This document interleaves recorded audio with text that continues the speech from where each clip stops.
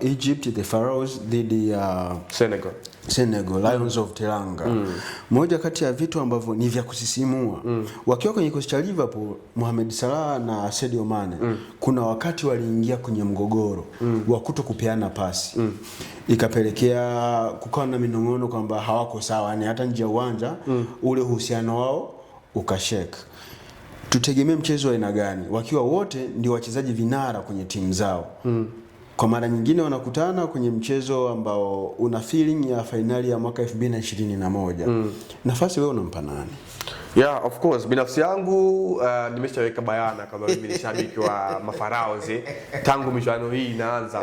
Lakini kumbukumbu nzuri ni wanatukumbusha katika finali ya AFCON mwaka 2021 pale nchini Cameroon katika uwanja wa Yaounde Sport. Ilipigwa finali bora na kibabe na ni miongoni mwa mechi zangu bora kuwahi kuzitazama, na waga namshukuru Mwenyezi Mungu kwa kunipa kwanza nikuwepo duniani kushuhudia ile mechi ambayo iliisha kwa 0-0 wakati mkia katika upande wa mikwaju ya penalty. 0 au 1-1. Ilikuwa ni 0-0. Sadio Mane akikosa mkwaju wa penalty ambao Mohamed Gabaski mwendalangu wa Misri wakati huo akitoa mkwaju wa penalty. Gabaski yupo timu ya taifa kipindi hiki? Hajaitwa national team. Safari hii Gabaski anakipiga katika klabu ya nazungumzia klabu ya pale nchini Misri ndipo yupo, lakini kipindi kile alikuwa anakipiga katika klabu ya Zamalek ya pale nchini Misri.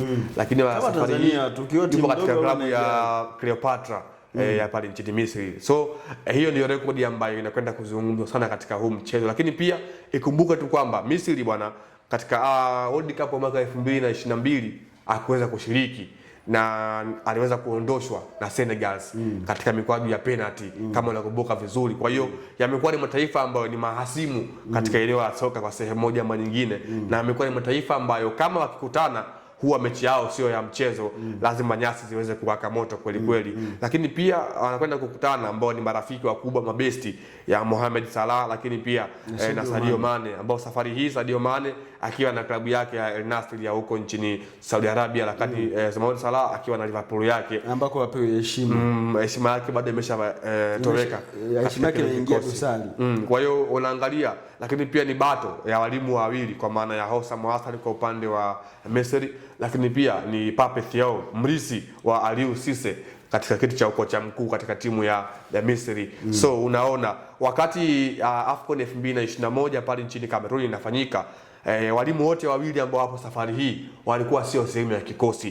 Kwa maana wakati huo Misri ilifika finali chini ya mwalimu alikuwa ni Carlos Queiroz ambaye kwenye mchezo wa finali alikuwa na kadi nyekundu. Kwa hiyo hakuwa kocha mkuu, alienda kuangalia mechi akiwa jukwaani. Lakini kwa upande wa Senegal walifika finali wakiwa na kocha mkuu ambaye ni Aliou Cisse Rastaman, ambaye ndiye alikuwa kocha aliyeipa ubingwa wa kwanza Senegal wakati anacheza kwa kumuona ete. Hapana kwa kweli.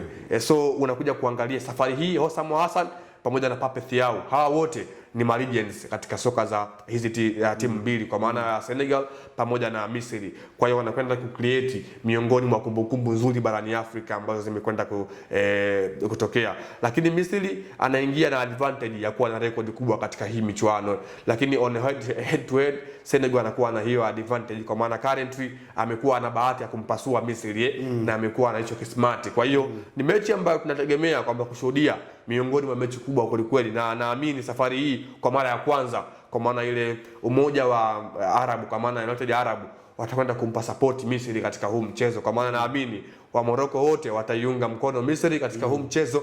Lakini pia baadhi ya watu kutoka ukanda wa magharibi watakwenda kushabikia upande wa Senegal katika huu mchezo. Lakini binafsi yangu kata yangu ya mwisho namtupia kwa Mohamed Salah na Misri yake. Kuna kitu ambacho huwa kinazungumzwa sana pale ambapo mchezaji anapokuwa kwenye nyakati ngumu huwa anapata msaada wa karibu sana kutoka kwa watu wake wa karibu. Namzungumzia Mohamed Salah kwenye kipindi ambacho hathaminiwi ndani ya Liverpool, kwenye kipindi ambacho yuko neglected na baadhi ya wachezaji wa Liverpool na hata technical bench ya Liverpool.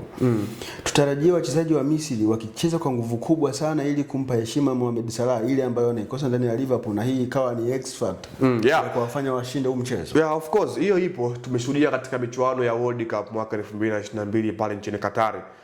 Kila mchezaji alikuwa anasema kwamba walifight kwa ajili ya Lionel Messi la Furuga kwenye ile kwamba asiondoke pasipo kutoa taji la ulimwengu. So hiyo nayo pia ipo katika hizi national team kwamba lazima wachezaji watapambana kwa ajili ya mwenzao, na hiyo ipo, tumeshuhudia mara kadhaa. The way Mohamed Salah alifunga bao kwenye mchezo dhidi ya Ivory Coast juzi, unaona ile fighting spirit ilivyokuepo, lakini ile supported walipoenda kumsupport Mohamed Salah na kuandika bao lake la 67 katika rekodi yake akiwa na national team ama uzi wa Misri katika rekodi yake, na kubakisha mabao mawili kumfikia kocha wake mkuu Hossam Hassan ambaye amefunga mabao 69 akiwa na uzi wa Mafaraos kwa maana national team ya Misri. So hiyo inatokea, na Misri wamekuwa wana muunganiko mkubwa kwa maana ya ile chemistry, kana kwamba asilimia kubwa wanafahamiana wachezaji wao. Ukimtoa Omar Marmoush wa Manchester City, ukimuondoa mtu kama vile Mohamed Salah wa klabu ya Liverpool pale nchini Uingereza, ukimuondoa pia Hamdi Fat wa kule nchini Qatar, waliobakia wote ni wanatokea katika ligi kuu ya ndani ya Misri, pamoja na ukimuondoa Rami Rabia ambaye ni mlinzi ambaye safari hii anakipiga katika klabu ya huko nchini Qatar, lakini pia ameshawahi kupita katika timu ya National Al Ahly. Kwa hiyo anafahamu kubwa, kwa hiyo wanafahamiana.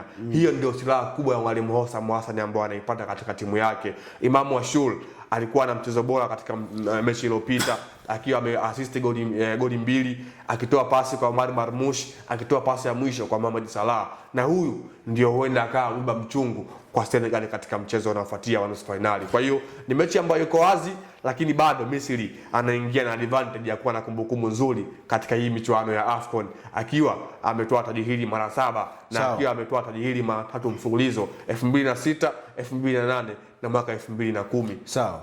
Moja kati ya vitu ambavyo tutarajie ni kuona timu mbili kati ya hizi 4, 2 zitacheza finali na 2 zitacheza kutafuta mshindi wa 3. Mchezo ambao mimi nauita mchezo wa kukosea heshima mpira wa miguu. Yaani mchezo ule unaotafuta mshindi wa 3 ni mchezo wa kukosea heshima mpira wa miguu. Usiniulize kwa sababu gani, utaniuliza siku nyingine. Kama kila kitu kitabakia constant, finali anacheza nani? Umeona huyo? Anafika finali. Finali ni Morocco na Misri. Finali Morocco. Mimi naheshimu mawazo yako. Mimi nitazungumza mawazo yangu kesho. Tunakwenda kushuhudia mchezo. Tunakwenda kushuhudia ila ninachokifahamu Arab Derby ndani ya AFCON. Ninachokifahamu mimi, Nigeria ndio mabingwa wa haya mashindano. Ndicho ninachokifahamu mimi. Nigeria ndio mabingwa wa haya mashindano. Sasa kama atacheza Nigeria na Morocco finali sijui. Hii ilikuwa ni ladha za Afrika. Mimi ni Osama wa Misri Usama, nilikuwa na Leopard John. Tukutane tena siku nyingine tukielekea kabisa ukingoni mwa kipindi chetu hichi maalum cha ladha za Afrika, ambacho tunaenda kuangalia yale yote ambayo yamekuwa yakijiri kwenye mashindano ya AFCON.